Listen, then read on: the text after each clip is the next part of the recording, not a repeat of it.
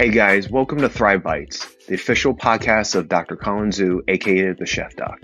On every episode, I talk with health and wellness experts from all over the world, such as doctors, chefs, dietitians, coaches, and many more. And I sit down with them and have casual conversations about plant-based lifestyle, how to elevate our emotional resilience, and what it really means to thrive. And I bring all of this to you. So let's get to this week's episode.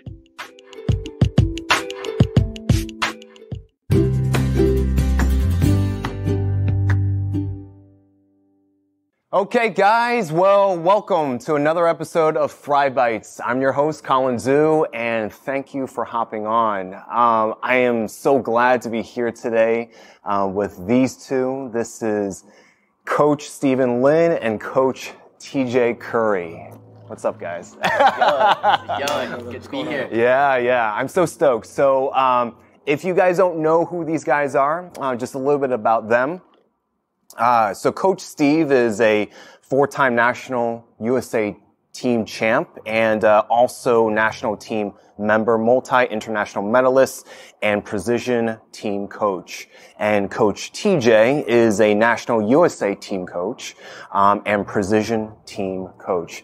Guys, thank you so much for coming on. So I really appreciate it. So how you guys doing? Doing all right? Doing great. Doing great.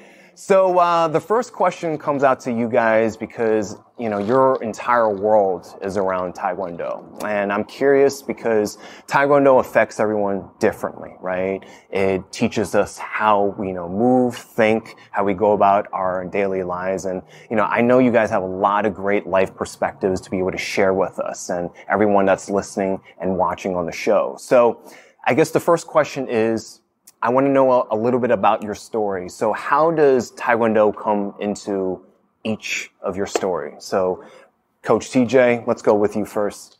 Simple, Ninja Turtles. It was the Ninja Turtles that did it. I was 4 years old, jumping off the furniture, kicking around, following Ninja Turtles everywhere. And Ninja Turtles 2 was the one that came out when I was around that age, right? Yeah. And the guy that ran the gym down the street was actually the pizza man from Ninja Turtles too. No. Ernie Reyes. No way. Yeah. OG Ernie Reyes. Yeah. Yeah. So, I went over there. The pizza boy. That's right. Yeah. So, that's how it all started. Went down there. They signed me up. Like I said, it was a little guy, 4 years old, and really never stopped from there. Just kept it going. It was just the perfect thing for me. It's really interesting how some things just hook, and I got lucky enough that it hooked at a young age. Gotcha. So were you watching some of his early, competitions, movies? What was it about Ernie or anything related that, got you hooked? Yeah, it started off with the movies, man. Yeah. Yeah. What was it? Red Sonja? Something like that. He had a few of them, Mm-hmm. And they had a crazy demonstration team, where they were flipping around and doing all the trick kicks, and that's actually what got me into it as well. Like, I wanted to be the flashy guy. I wanted to learn how to fly through the air and, do all that stuff. And then later on down the line, I kicked somebody in the face, and I liked it. That was Intentionally or not intentionally? It was intentional. Yeah. I'm sure there's a story behind that. Right. So, Steve? Yeah. So my story is Bruce Lee, Jet Li, Jackie Chan, right? So I grew up watching those guys in general. My dad had a military background, right? So he always he groomed me into martial arts. Yeah. And growing up, I was always about just staying hard and just kind of being humble and kind of having that martial artist mentality, right? And never giving up and always having that indomitable spirit, if you will. Mm-hmm. And my dad was a very huge component of me being in Taekwondo and my journey in Taekwondo in general.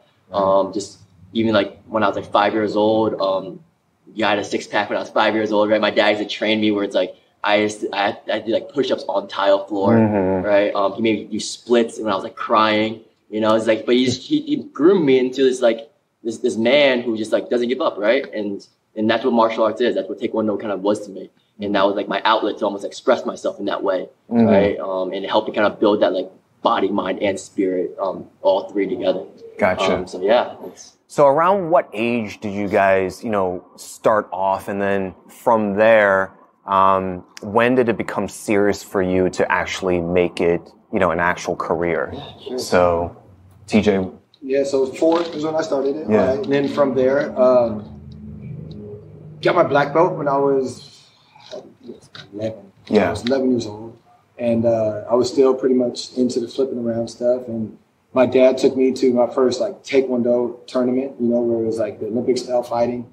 I was probably about 12 and I won my first tournament. And then that kind of got me. Nice. That kind of drew it to me, right? And also the 96 Olympics helped as well. The 96 Olympics went down, and that was like the first Olympics, that I remember, watching, all those Michael Johnson, and watching him dominate on the track, and Dominic Dawes, and, watching them gymnasts go out and kill it and do their thing. And the Australian team was really strong in swimming on that year. That kind of started forming my direction into fighting, really trying to, Where was that at the time? Atlanta. Atlanta. I was thinking of Atlanta. Yeah. That's awesome. Steve? I started when I was 5 years old. 5 years old, I really got serious in Taekwondo when I was 16, turning 17. Was when I started kind of being more focused on competition and everything. And it was just, before, like I said, it was my dad driving all this, right? It was my dad pushing me throughout the sport and pushing me to kind of be this champion that he was trying to groom me to become.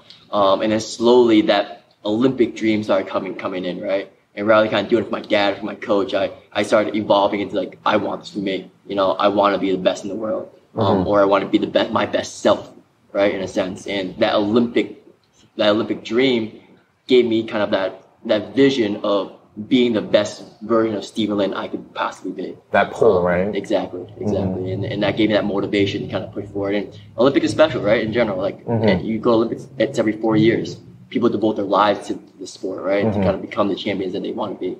So now, is it everyone's, dream to make it to the Olympics? Like when you're in the sport, or is it, like how's it different? Obviously, it's different for both of you guys, right? Yeah. Well, competition like brought me to this, right? I'm sure it's similar with TJ. It was the competition drive that brought him to the sport. But martial arts is you don't have to be in competition to love martial arts, right?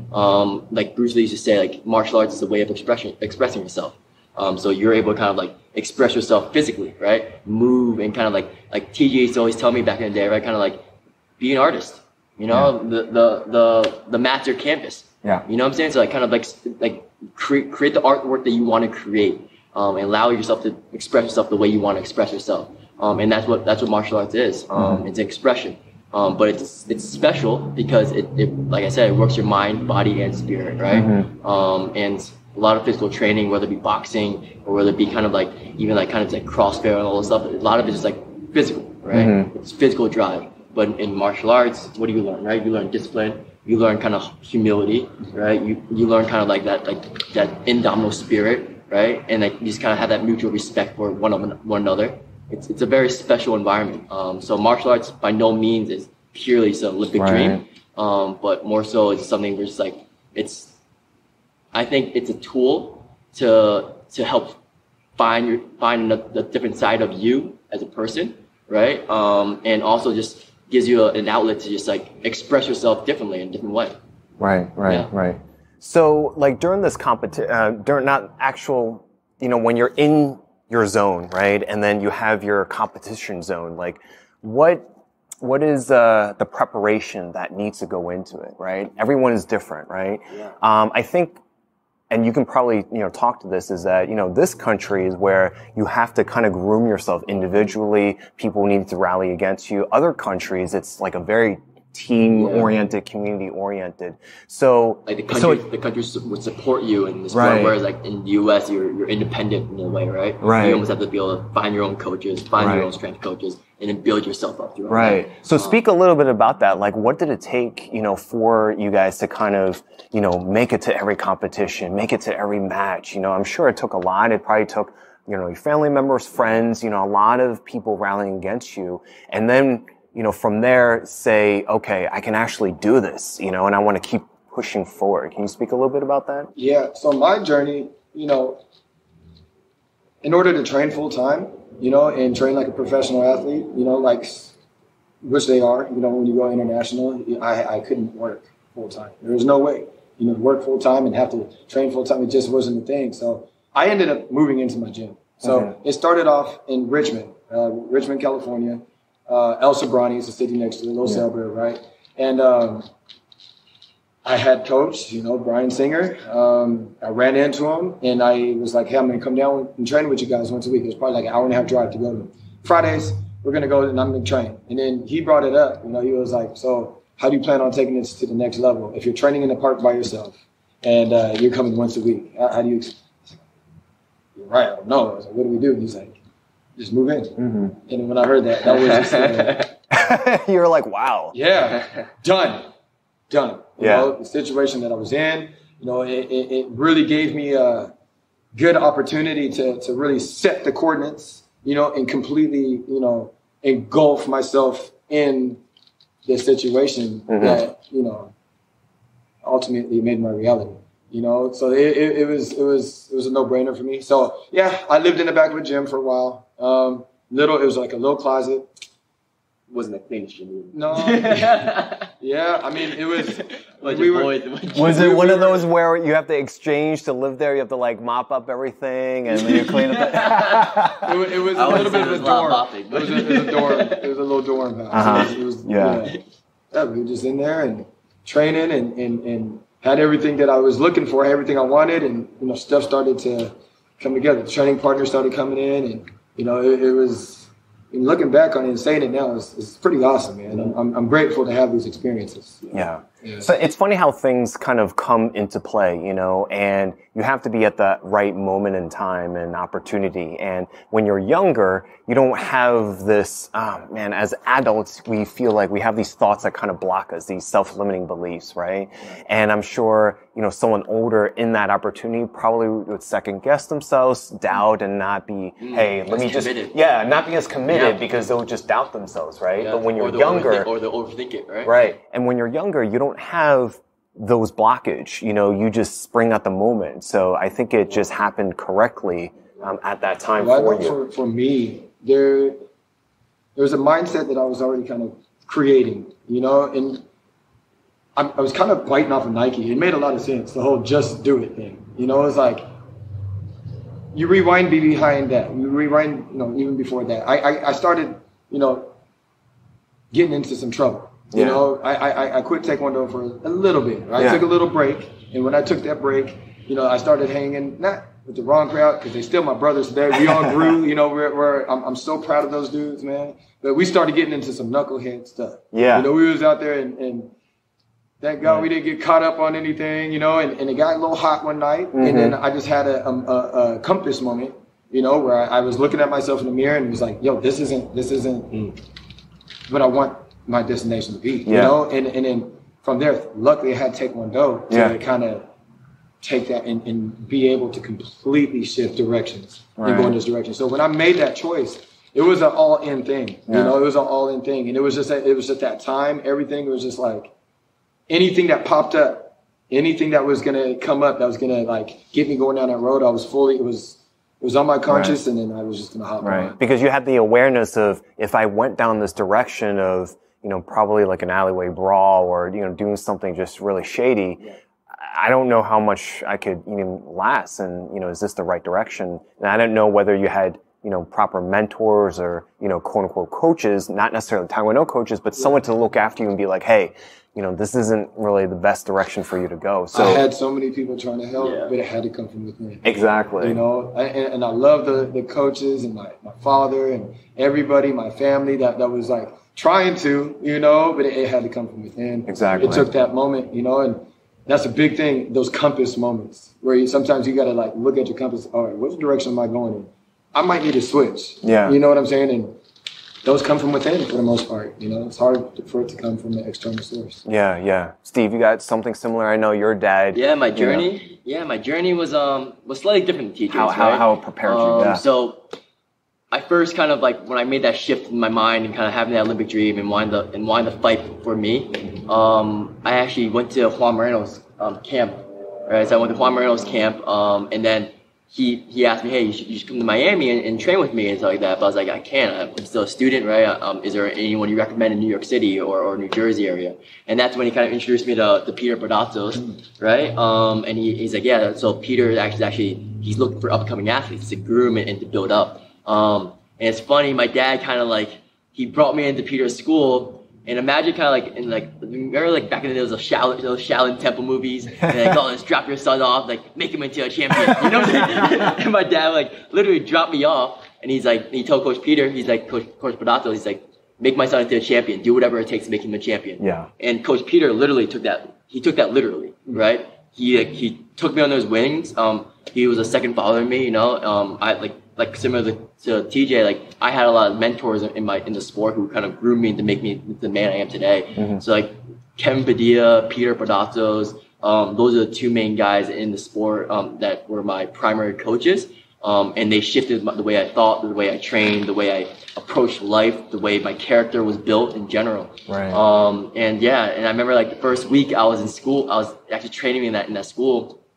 And at the time I was pretty new to the sport, right? So I wasn't as good, right? In the sense, but what I did have compared to everyone else was that fire, that drive, and that almost like never giving up, right? And that's something that has always been with me because my dad built that within me. Yeah. And I remember kind of going to that school. And that's real. Yeah. He does have that. You know, I want it to come from the outside source, right? Yeah. There is that, you know, when he's training, everything, the intensity is really high. You know, that's why I mixed so well with him, because I know, you know, it's going to be fire when you get in there and you start training. You know, it radiated, right? And it was a contagious thing. And, you know, feed off each other. It's as a coach, now being a coach and looking at the situation as coach, it's rare that you get somebody that has that. Hey guys, we're going to be taking a short break, but don't go anywhere. We'll be right back.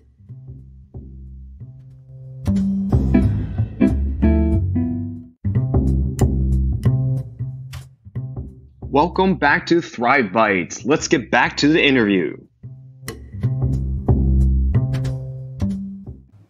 If that makes sense. Why is that rare? Well, just for the audience members to understand. Just to have it come from within, you know, and that's one thing I want to share with all the students is like, it has to come from within. You know, that's the most, you know, strongest power, you know, is when it comes from within. When it's an external source, then it can only go so far. And with his training and his career, and, you know, we were roommates, you know, on a lot of these national team trips, and you know, we'd have all these conversations and everything, and, you know, it comes from within on this one, right? So I just got to get your back. You know, have something. It come from somewhere else, you know, because it's there, it's real. Yeah, man. But it's also like it's genuine, right? And it's a journey, man. I mean, the entire TaeKwonDo, our entire competition life was a complete journey, right? It wasn't about the end destination. It wasn't about becoming a national champion. It wasn't about becoming a U.S. national team member. You know, it wasn't about becoming a world champion.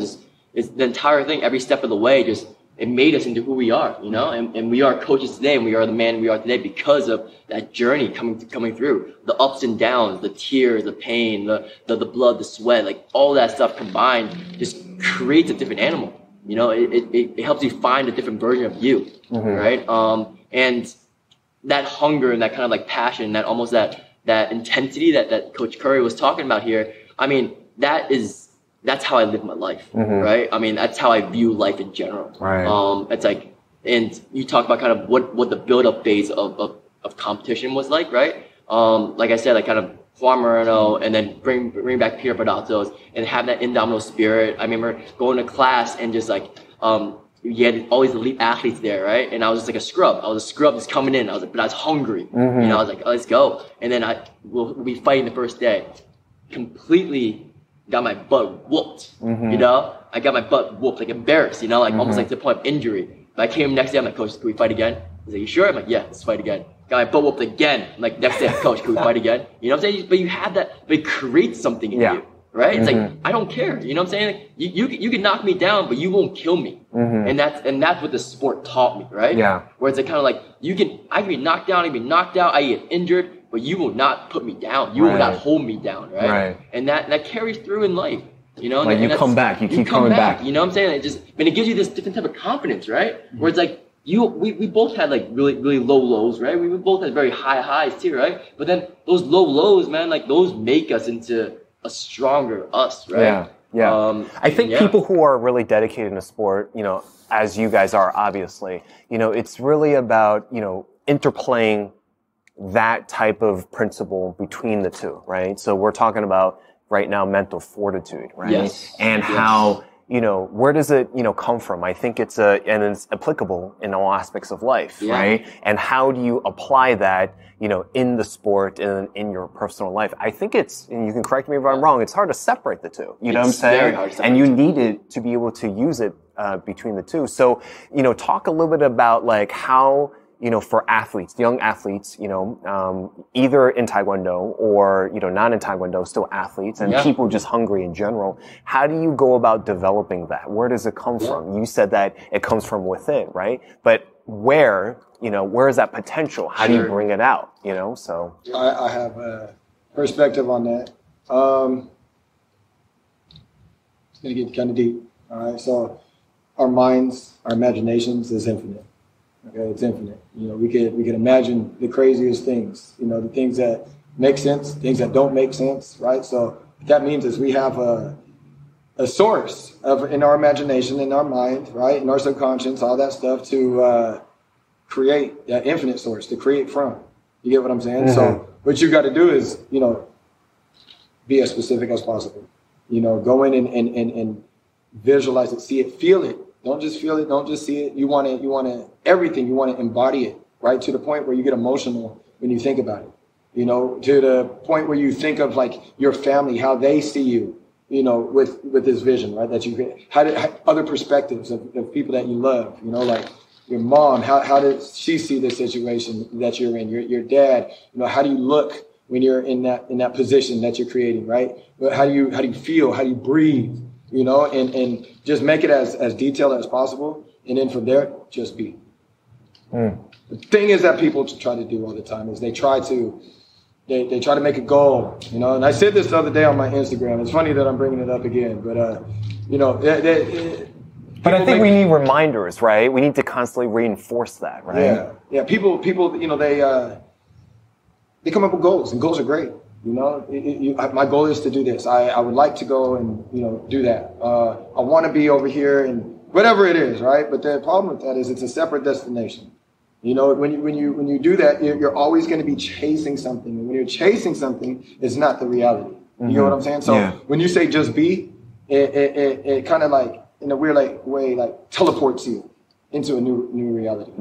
So me moving into that gym, right, was a version of me.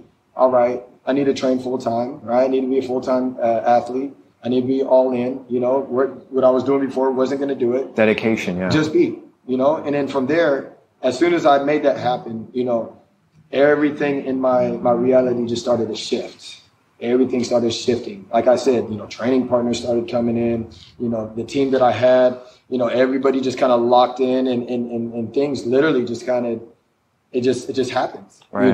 And so that's a huge thing, my Instagram, you always see it, you hear the kids yelling, just be, that's like almost a motto, for my life. Mantra.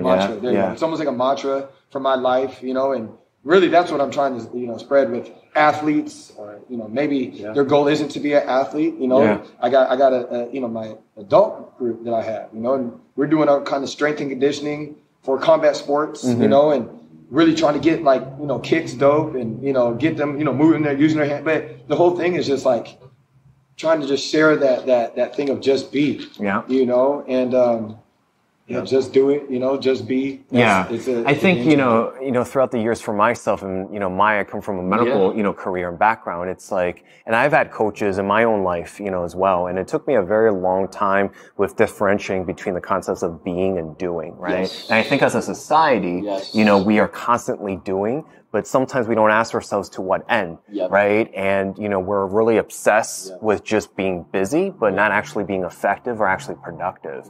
But I really resonate with what you're saying because being is it's a different, you can't really intellectually just know it. You have to actually experience it. And once you experience it, you can get back into that flow. It's like being present, right?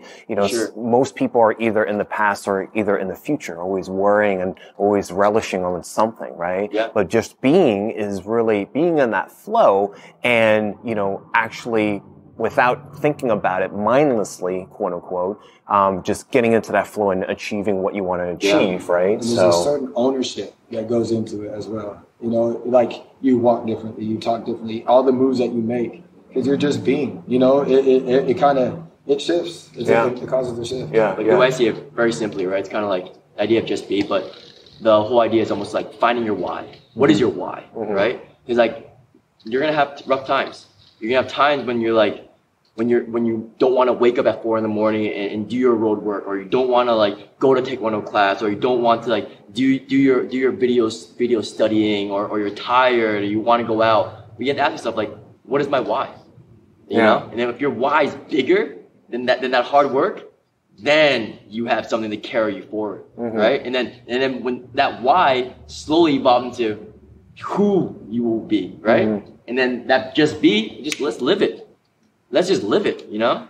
And I think being a champion isn't just a medal, right? Isn't just about going to competition. I think being a champion is a way of life, you know? It's a mindset, right? It's a champion mindset. And I'm big into just details, right? Having this, focusing on the small, minor details in your life. And very simply, kind of, if I were to say, what are the biggest things you can control? You control the start of your day and your end of the day, right? The start and the end. The first hour of your day you control. The last hour of your day you control. The middle of that, you have to maybe go through meetings. You have to go through classes. You're gonna have all these jumbling things happening all happening all over the place, right? But if you can take full control over the moment you wake up, don't look at social media when you first wake up. You know why start that reactive type of mindset, right? Put your phone away, fold your bed, accomplish the first thing you need to accomplish, right? Set that mindset of being a champion. You know, you accomplish that first thing, that first step. Don't press snooze 5 times. You wake up immediately. You don't press snooze 10 times, 20 times, whatever, you know? When that first alarm goes up, you get up.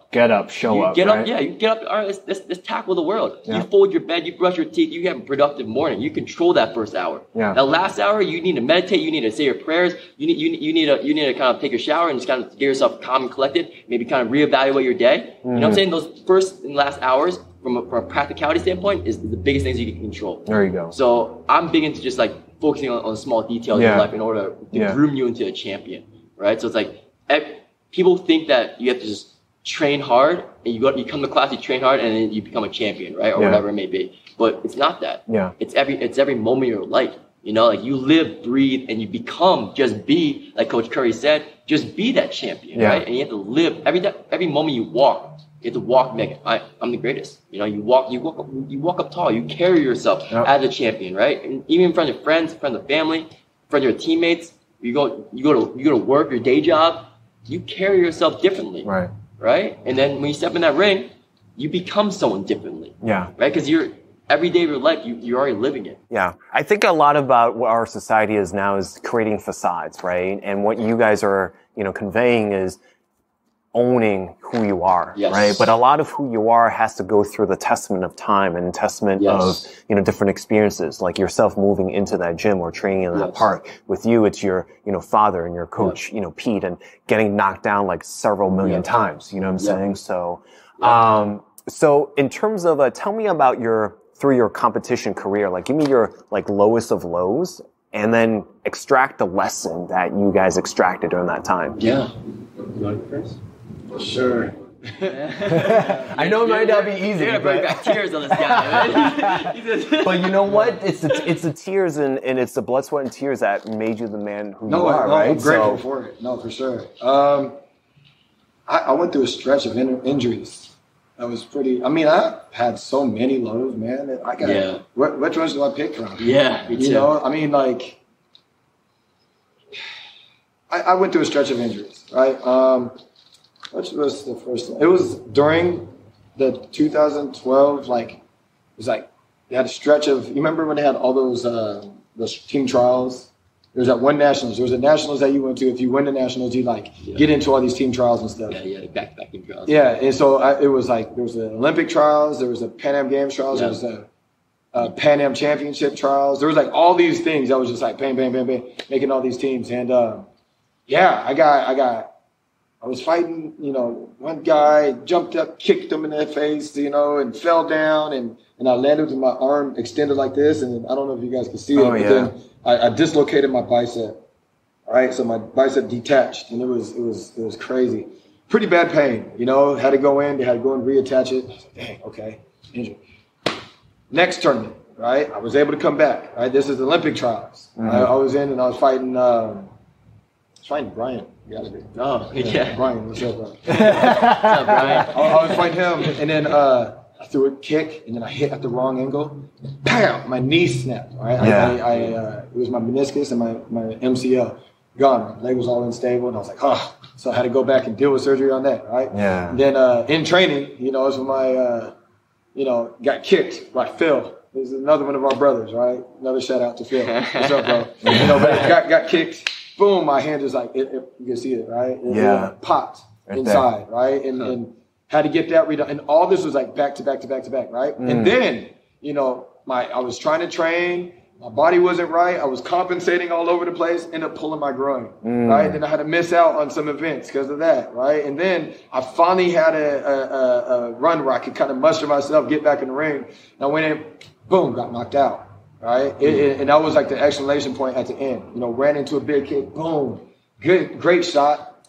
You know, it was great on his part. Walked into it, and after that one, I was like, dang, man, like I know I'm good at this. I'm built for this. I was like, I got my body's all breaking down, and you know, and this is just one of the downs, right? But you know, the amount that I was learning. You know, throughout all these injuries, you know, I learned to kind of, because I was really, really physical, you know, through all these injuries and everything, I started to learn to tap into the intellectual a little bit more of the fight game. And I don't think if I didn't go through all those injuries, I don't think I would have had that time to kind of. So I mean, there's silver lining in everything. Yeah. You know, but I went through a stretch of injuries. But you have to actually seek out that silver lining, right? It has to come to you. You have to, you know, be aware of it, because if it's not, then you're going to take those experiences and, you know, think negatively from it and not pursue further, right? It could beat you down. Yeah, but I also think you're giving enough gratitude. You're not appreciating kind of like. I don't think people understand kind of like when you're living it, right? Going through those type of injuries is not easy, you know. And like your mental, you know what I'm saying? Your mental state, your physical state. I'm like, to chase a dream like that, right? And go through these broken bones, these tears, you know? And just not even be able to function correctly. I mean, that's hard. That's hard to bounce back from. Yeah. Right? It's not an easy thing to bounce back from, especially like competing at that higher level again. Like, what was it that kind of like pushed you forward, right? What was that? We talk about mental fortitude all the time, right? What was that fire that like, all right, broken hand, let's go. Broken leg, let's go. You know what I'm saying? Yeah. Knocked out, let's go. You know I identified myself as what my vision was, and that's who I was. Yeah. And then, you know, through all those, you know, hard times and, you know, all that stuff, it was just like, this is the path. Yeah. You know, is it because you wouldn't be satisfied with like the alternative of what you envision? Is that what kept you going, or did you always have that target of like, I just want to get to here, or I want to hit this target, or this is the person I was meant to be, or you were just not satisfied, like there was no plan B. Yeah. You know what I'm saying? Well, so it was who I was. Like being a fighter and, you know, getting back into the ring and doing the physical therapy, that's just who I was. Yeah. You know, and hey guys, we're going to be taking a short break, but don't go anywhere. We'll be right back.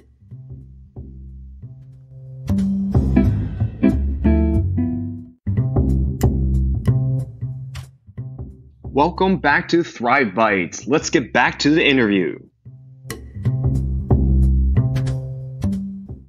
Yeah, there was nothing that was going to change that. That was my identity, you know, and being a champion. Yeah, it's just like, okay, that happened, and that's my story. You know, that's just part of my path. This is part of, you know, why, you know, I'm going to be wise one day, you know. Wise now. So that's that champion mentality, right? It's that lifestyle that we're talking about. Not even lifestyle, it's just that it's who you are. Yeah. You know what I'm saying? You can't fake this. You cannot fake being a champion in spiritually, mentally, right? Yeah. It's like no one, like not someone's going to be, you're not going to have someone like behind you every second of the day. You know what I'm saying? So you have to be accountable for your own stuff. Yeah, and being a champion is getting smacked on your ass. Yes. Getting smacked back onto your ass. You know? Yeah. You know, but that's what constantly, it is. Yeah, you're always getting challenged. You're always getting challenged. You're always getting beat up. There's always something that sucks You know, there's always something that's going to be difficult. There's always going to be injuries. There's always going to be, you know, something happening with like family. There's always that. Yeah. Yeah. That's you know, not even being a champion. That's being a human being. Yeah, exactly. You know? I think like always.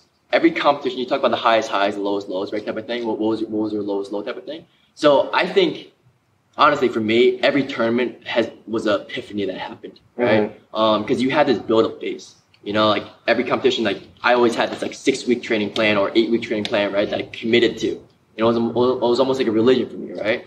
And then so as you're peaking, as you're kind of slowly climbing that ladder, right? Once you get the competition, like there's something that happens. If you train your body and your mind and your spirit enough, there's something that happens at that pinnacle moment that you start having these epiphanies that kind of like hit you. It may be very simple. Maybe it may seem cliche, right? But there's something deep in you that you just feel, you know? So like for example, like, I would say in 2009, right? 2009 team trials. I told a story before in like our last podcast that we had, but kind of just to reiterate that, and I'll build onto that, right? So, it was 2009 US team trials. I was considered the underdog at that time, right? We had 2 veterans, which are Anthony Bell and Chris Martinez. Shout out to you guys. They're fantastic fighters, right? They accomplished a lot within their careers. And it was their time to shine, you know, their time to go to world championships. The community saw that, right? So, but in my eyes, a very simple epiphany that happened, that build up phase, right? So when I was training, I was like, I had this mentality where I'm going to try to kill myself in this training. Can I die from this training, right? But then like you kind of push yourself to that limit where it's like, I can't die, you know? And that gives you that inner confidence, you know what I'm saying? Like so just on that edge right there. On that edge, you know what I'm saying? Well, I would go 100%. I'll go to the point where I'm throwing up all by myself. I'll be going on runs and I'll be puking everywhere. No one's around me. I don't need to tell anyone that I'm doing these workouts, right? It was for me. It was who I was, right? And then like, so just building up to that, building that indomitable spirit, right? And then I had this like, almost like this vision, like obstacles, right? Obstacles are meant to be overcome. Like I'm big into my faith. I'm a strong Catholic in itself, right? I'm a big Christian. So it's like, it's kind of like, I believe that God placed obstacles in front of you because you're meant to overcome them. You have the strength to overcome any obstacle that's in front of you, right? And then so coming into that, I'm like, all right, like give me the giants. You know what I'm saying? Like give me the hardest bracket you can give me, you know? Give me the most difficult situation you can give me, you know? And I'm meant to do it. I am designed to overcome these challenges. I was created to overcome these challenges, you know? But you have to almost, it's not like a brainwash, but you start developing that as you're peaking, as you're reaching that pinnacle point. Right. And then that epiphany I'm talking about, right, was almost like, when I was at the tournament, it was almost let it go. Let it go, right? Let it just be. Understand that you can't control anything or anyone around you, but you have full control over you and yourself and your own actions, period, right? And that simple epiphany made it a true reality, right? Whereas like I had like multiple deduction points throughout that tournament, and I almost got TaeKwonDo'd out. I almost got deducted out with on my final fight, but it didn't bother me because I was like, you know what? Like number one, obstacles are meant to overcome. So that peak gave me that mentality. Number two, like let it go. You know, give me the hardest bracket. You know what I'm saying? Well, I have no control over what the referee does. I have no control over what the crowd is doing. But let me just control what I control. I'm gonna block everyone and anything out. Right? And so having these small little epiphanies, and because you start evolving, you know, when you train yourself to a different level, like you evolve into a different person. And like each tournament becomes a different type of epiphany. Like for example, in Korea, I fought in Korea. I got bronze in Korea Open. I went to semifinals. I remember it was the day after I fought, right? And it was kind of like I fought Iraq at that time. And I was almost happy. I was happy that I was in the medal rounds. You know what I'm saying? I was happy in those medal rounds.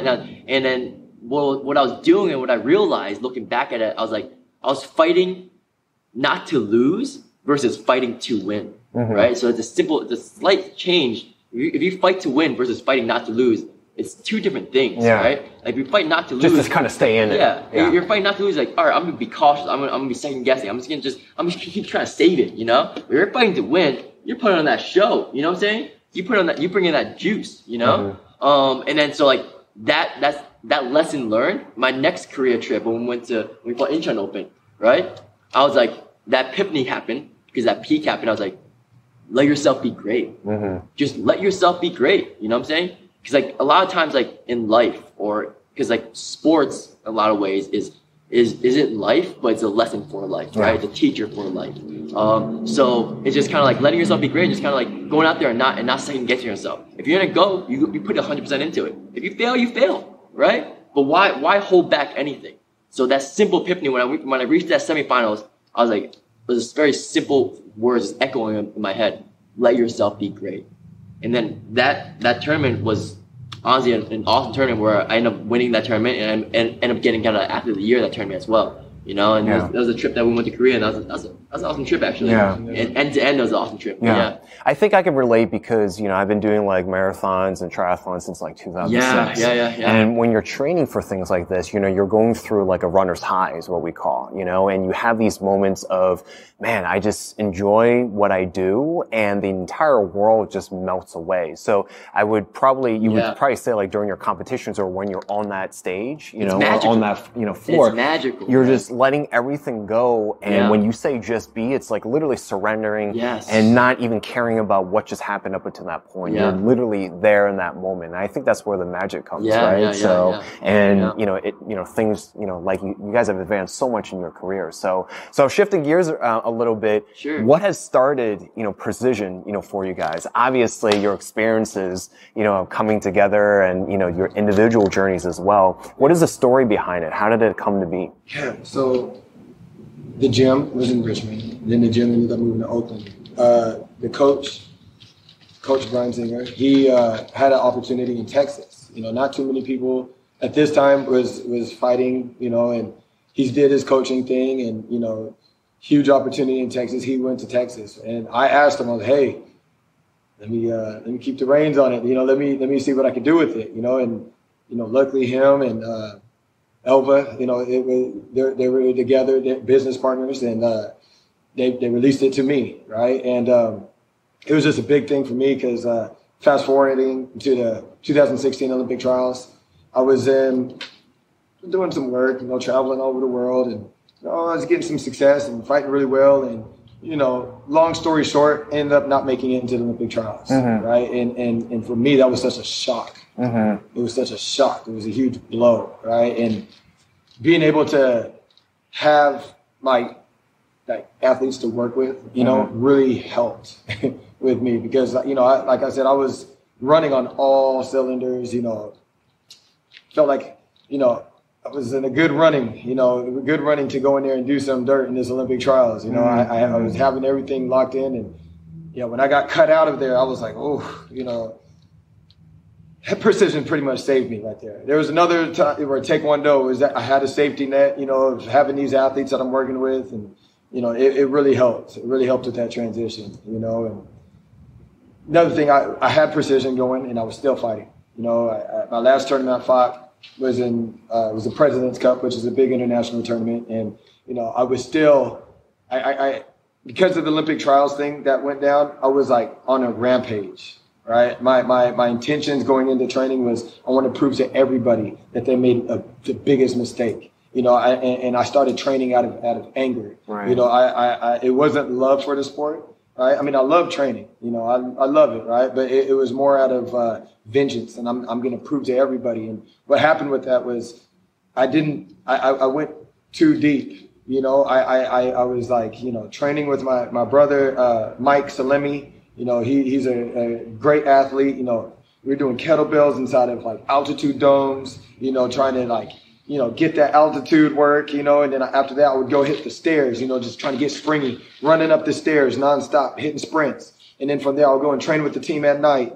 And then, like, you know, this stuff would just vary, and we were just going all over, you know, and I was hitting, and I was doing too much. And then I ruptured my Achilles. Bang! Right? And it was just like, okay, who am I?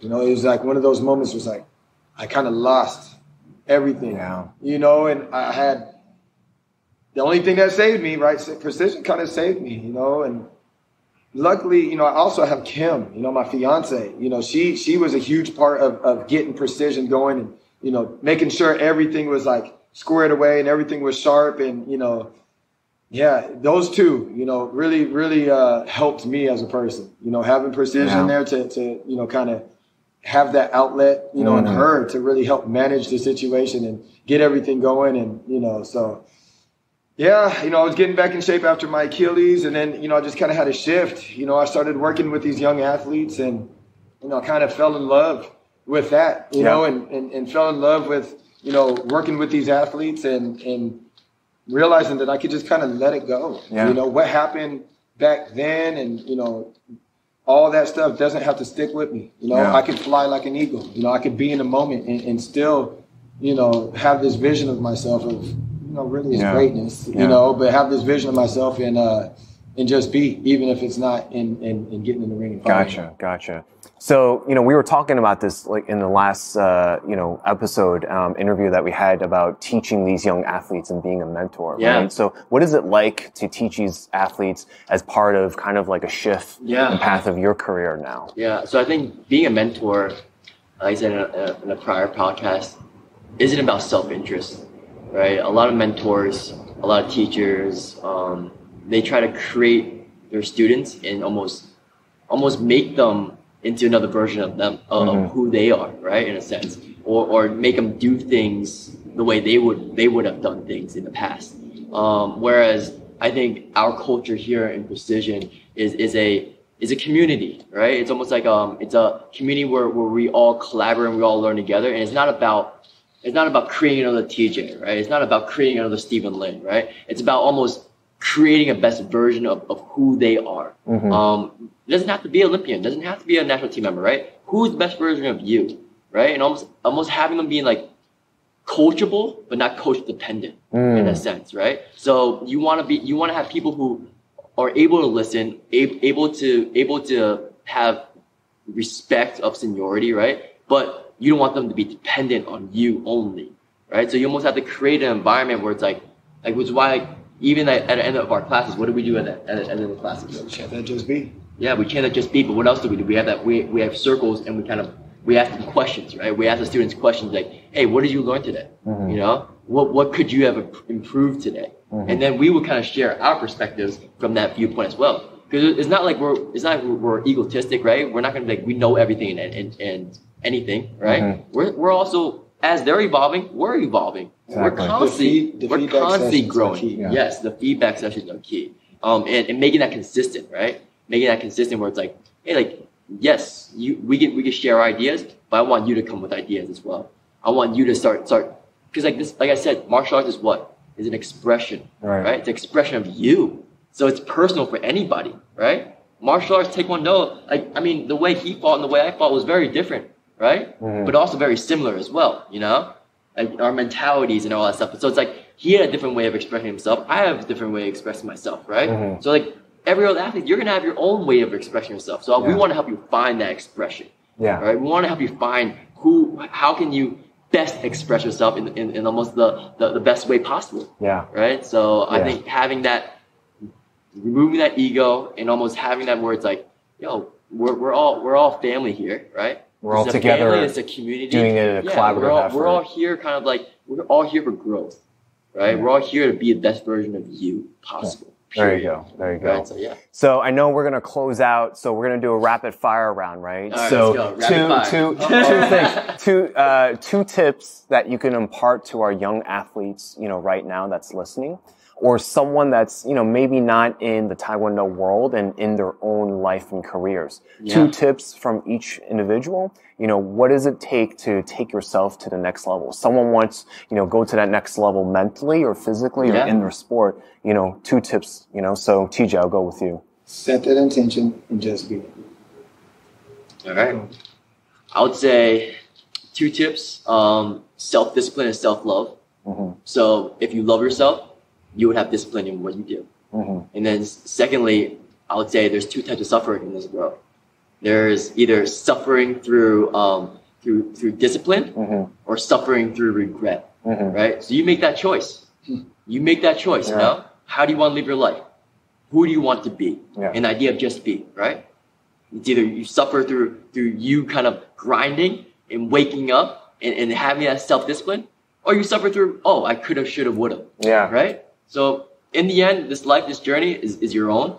So you make that choice, and it comes down to a choice. And then once you make that choice, you commit to that choice. There you go. I love it. I love it. So if people want to reach out to you, find you, come and train, here, at the studio, where can they go? Yeah, you could follow me on Instagram, Curry TJ, at Curry TJ. Precision TaeKwonDo. You can follow Precision TKD.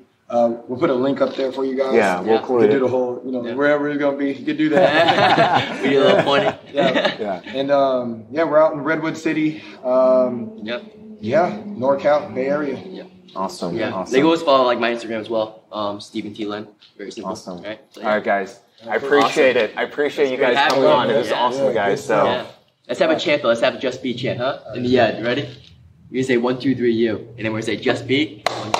Okay, ready? You gotta do it. You gotta put it up. 1, 2, 3, just beat. One more time. Let's go. Ready? 1, 2, 3, just beat. Yeah. All right.